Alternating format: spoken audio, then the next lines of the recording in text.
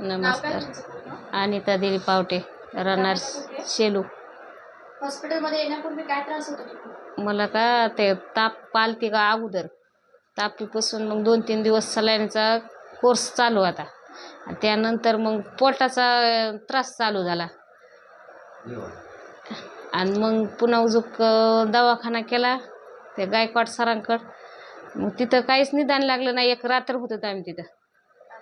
मग तिथून मग त्याने ते सरांकडं पाठवलं आम्हाला. म्हणले इथं जातो मी. देशमुख नाही, सारंग देशमुख सरकडं पाठवलं त्याने आम्हाला. मग इथं आल्यानंतर काय मग ICU मध्ये 3 दिवस. मग थोडं कमी होत झालं कमी. आता एकदम कमी झालं. आज सुट्टी केल्यानंतर काही त्रास होतोय का? नाही, आज काहीच त्रास नाही मला.